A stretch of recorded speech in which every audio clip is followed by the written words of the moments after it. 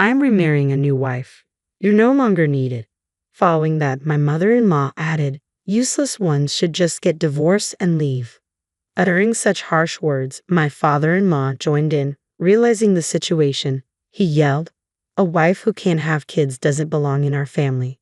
Just divorce Ryan and let him marry Agnes." Silently standing there, I was speechless. It was the first time in my life I felt so utterly miserable. But at the same time, a firm resolve solidified within me. The time had come for me to fight back. Seeing my expression, everyone but my sister-in-law froze in shock. They probably thought I'd be hurt and on the verge of tears.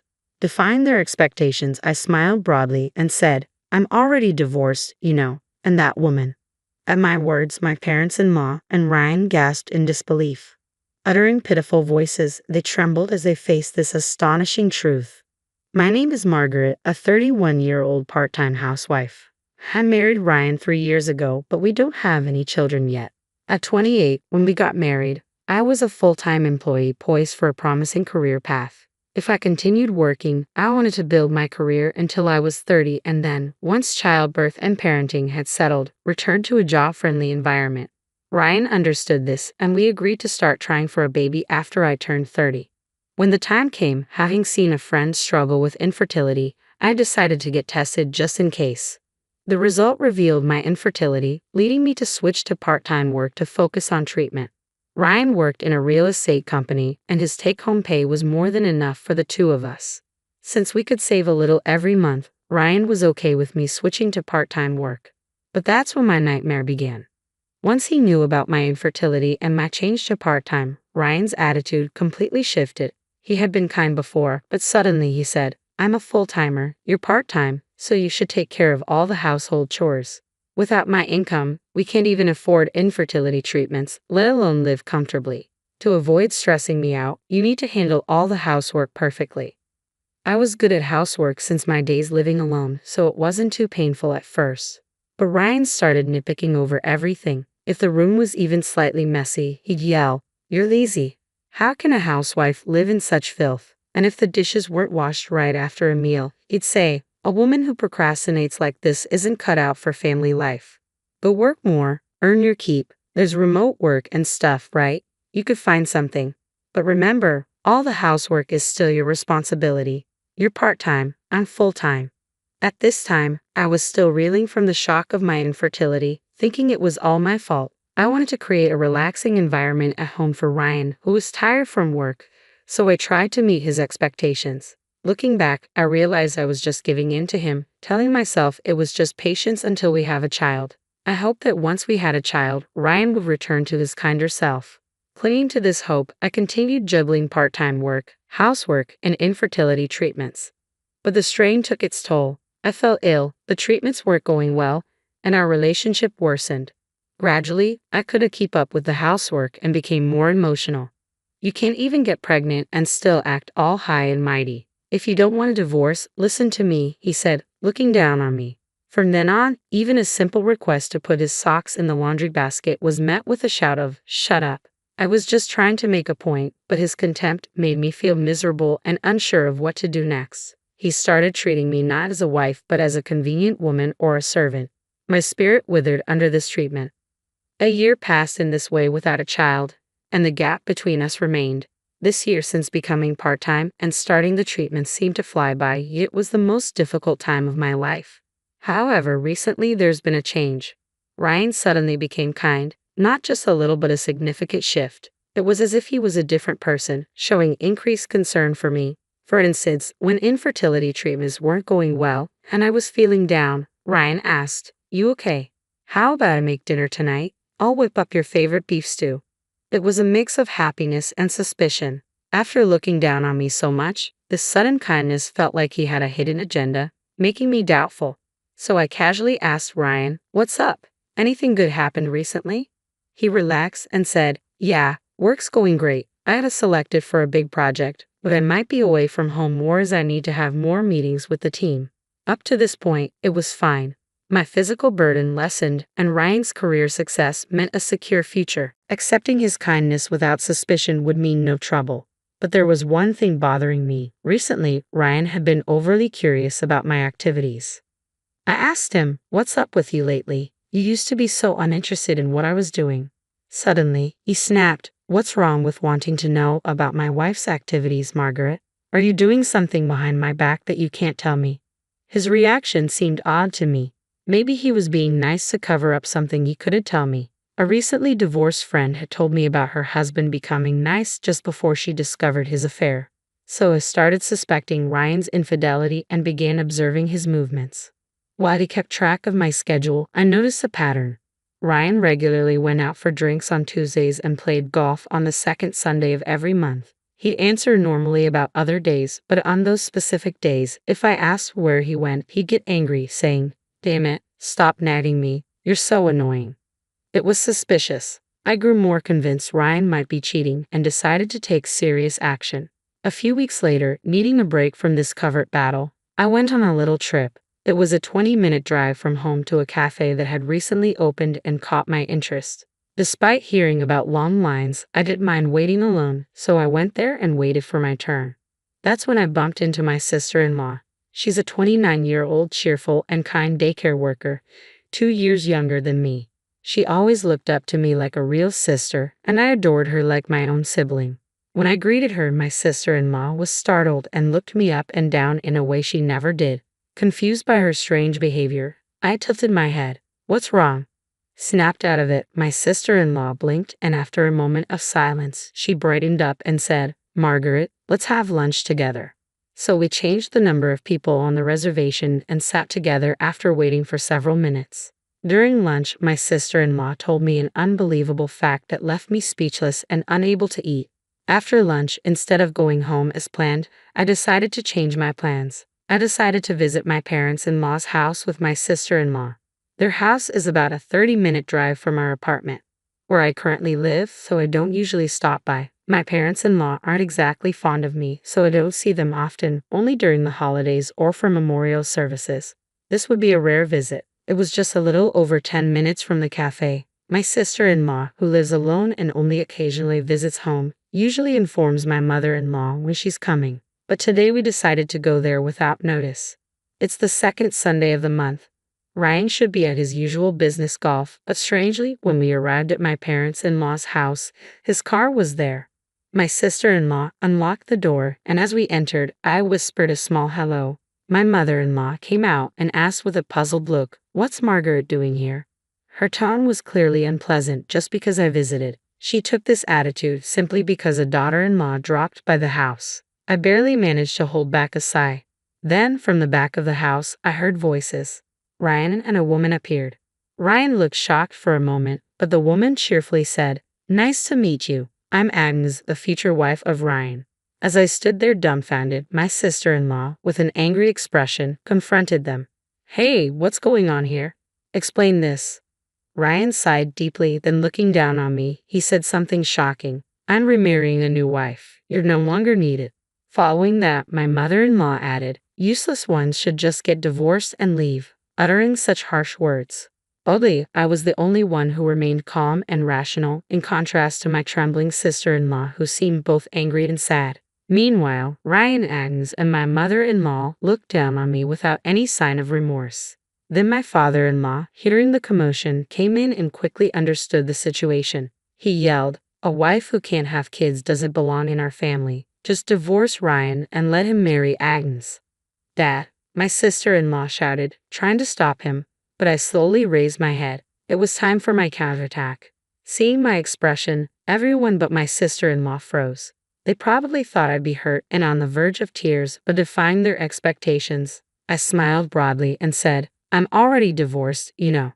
My parents-in-law and Ryan were astonished. They could only utter a pathetic "ha" in response. I had the urge to reveal Agnes's true identity right then and there, but instead, I sighed and said, "Ryan, do you remember the recent fuss you made about divorcing me? You'd even filled out the divorce papers. Those papers were signed by you, so I filled in my part, submitted them, and consulted a lawyer. Whether you realize it or not, we're already divorced. We're not a couple anymore." Ryan seemed to recall that incident and lost his previously composed demeanor. His eyes darted around, clearly showing his agitation. A few days ago, Ryan and I had an argument, and in a fit of rage, he signed the divorce papers and threatened me. The argument was over something trivial. I had simply asked him again where he goes every second Sunday. It was time to get to the heart of the matter.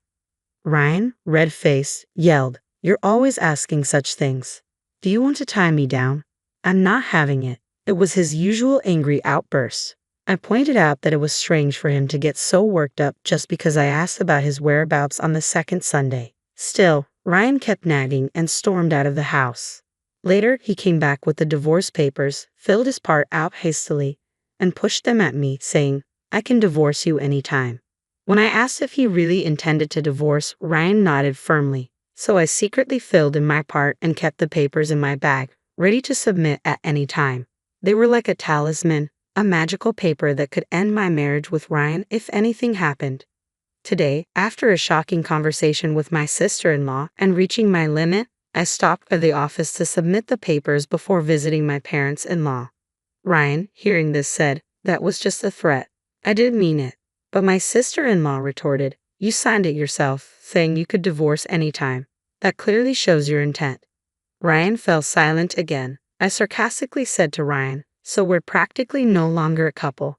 Happy now, he opened his mouth to say something, but before he could, my mother-in-law interjected with a smug look. "Oh, is that so?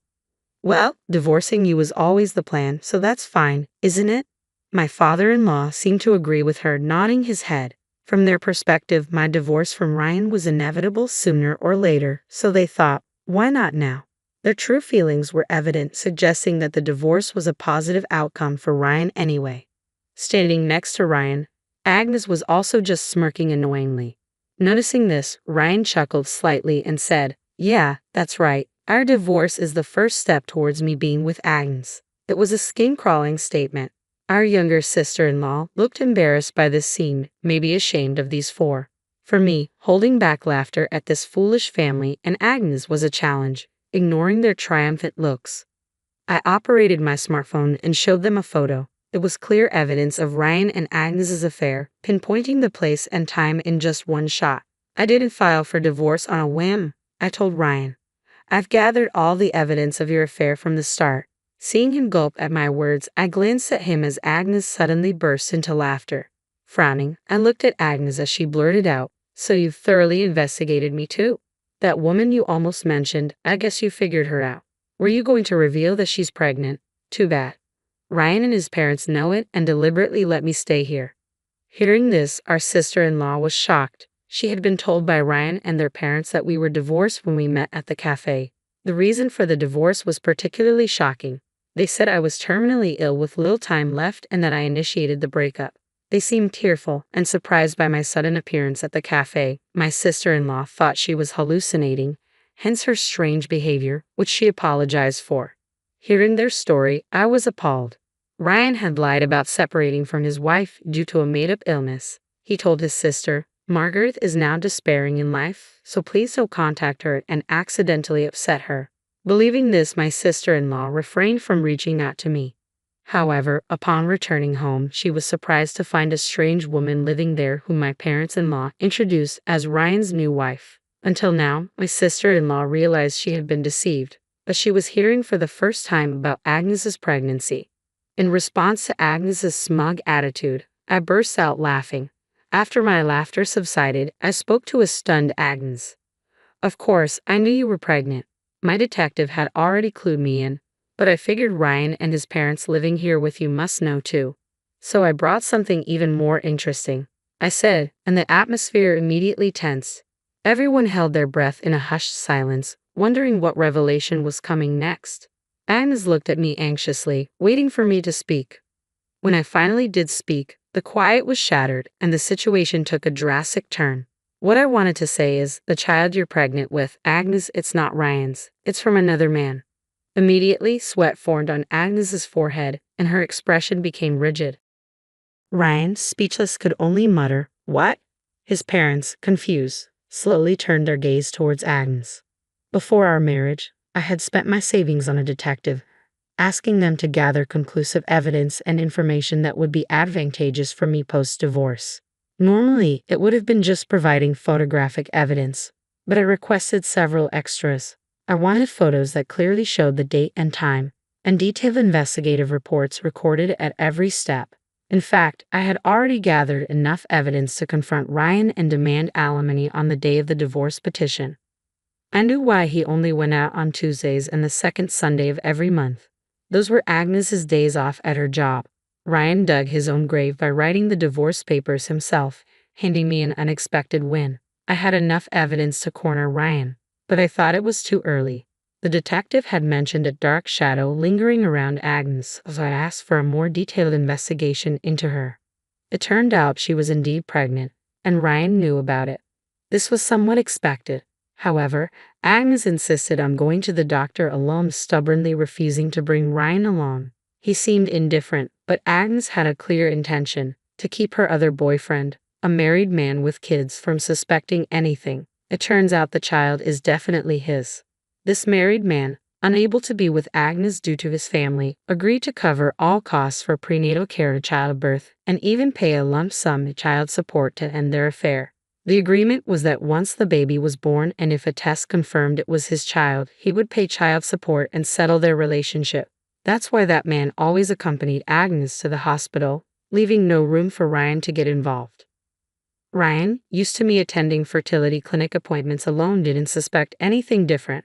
I had collected evidence of Agnes going into the clinic with another man and even had decisive audio data, all stored on my smartphone. I presented all this evidence right there. Agnes's face gradually turned pale, and her hands trembled slightly.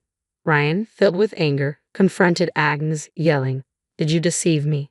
His parents were doing the same. I thought it was too much to gang up on a pregnant woman, so I intervened. "Enough. You're all embarrassing. You're all just as bad." Ryan, who cheated, his parents, who condoned it, and Agnes planning to divorce Ryan and raise another married man's child. All of you are behaving disgracefully. This is nothing but a low-level quarrel. After my outburst, everyone fell silent, unable to respond. There was no turning back now. I was resolved. Knowing Agnes's shocking secret, these people were unlikely to live together anymore. But I couldn't forgive Ryan for looking down on me while I was struggling with infertility treatments and then pretending to be kind to avoid suspicion after his affair. I've divorced Ryan, and I'm going to make sure you all pay for your sins. Agnes, you now have to raise 2 children alone, but you brought this upon yourself. So face the consequences. When I said this casually, Agnes turned even paler. "You knew I had another child? How? Where did you?" she stammered, unable to finish her sentence. Ryan and his parents furrowed their brows even deeper as I started explaining. For clarity, Agnes is a single mother, but her older child is being raised by her parents. They give her some money, but with another child coming, things will change. Her parents are getting older, and she's been looking for a man to act as an ATM to help with childcare. I have evidence of her laughing about this with friends. Realizing that the term ATM was a veiled reference to himself, Ryan looked hurt, though he had no right to feel that way. His parents were flustered, and his mother, losing her earlier composure, said in a panic, "So Agnes's child isn't our grandchild? Then there's no reason for her to stay in this house. Leave right now." Agnes, in her desperation, started making excuses. "No, it is Ryan's child. Please believe me." But my sister-in-law, who had been silent, finally spoke up. "Now you think we'll believe that, Agnes? Don't you realize the mess you've made of people's lives?" Agnes fell silent at her sharp words. Then my sister-in-law dropped another bombshell. "Aren't you the mom of the boy who goes to our nursery? The one always dropped off by his elderly grandparents. His name wouldn't happen to be Jason, would it?" Agnes's eyes widened, and though she opened her mouth to respond, no words came out. Her silence confirmed my sister-in-law's suspicions. Shocked, my mother-in-law collapsed on the spot while my father-in-law looked between us, frantic. It was time to wrap things up. I presented Ryan with an ultrasound photo and said, "Thanks to fertility treatments, I'm pregnant with your child. I was going to tell you soon. But then the morning sickness got worse and your affair became certain. But make no mistake, this child is yours. We won't live together, but I expect you to pay child support in full." Ryan looked despairing, but his brazen mother raised her head and started, "If you're having a child, you're still fit to be his wife.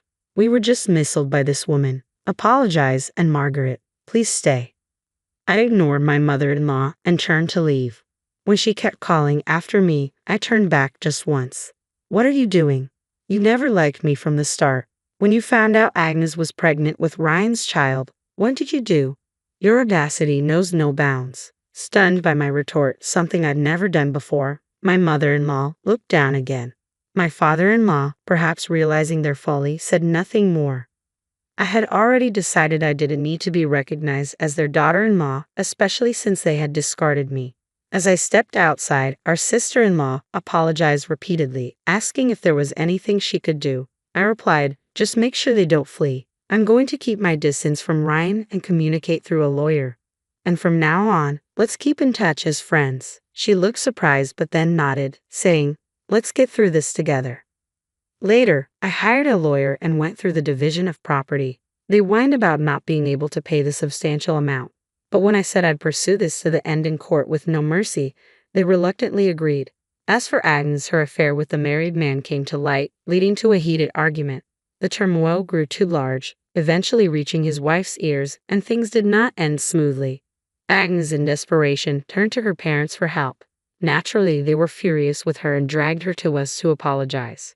After giving birth, Agnes will have no choice but to work tirelessly from dawn to dusk, unlikely to ever have the chance to engage in infidelity again.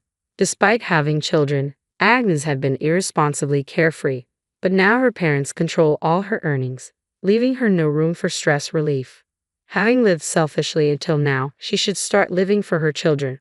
Meanwhile, Ryan's fate turned out to be a mess as well. He eventually had to sell his family home to raise child support. Now he's living in a cramped, rundown apartment with his parents, barely getting by. I initially agreed to let him pay child support in installments, but as expected, he fell behind, thinking he could get away with it, probably based on something he read online. He was mistaken. I had warned I would be relentless. I immediately took legal action, enforcing payment through the courts.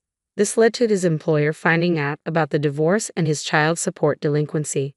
His previous actions of leaving work early under the pretense of supporting his wife's fertility treatment, only to spend time with Agnes, also came to light, subjecting him to scorn. Eventually, he quit his job and paid the child support in full with a loan, plunging him into a lifetime of debt. Ryan's parents, too, were caught in the fallout. Now Ryan works solely to pay off his debts, and his parents, unable to enjoy a comfortable retirement, had to return to work. Their daily irresponsible arguments, blaming each other, even led to the police being called for being a neighborhood nuisance. Now they're quietly working to manage their debt, complaining as they do. As for me, I went back to my parents' house, apologized, and decided to live with them for a while after the birth. With their support, things started to look up. Soon, my former employer offered me a full-time position again. My sister-in-law, working at the daycare, agreed to take care of my daughter, giving me some peace of mind. Now, as a single mother living independently from my parents, I'm managing well. Thanks to the support and kind words from those around me, I've resolved to cherish these invaluable relationships and raise my daughter to be a wonderful person.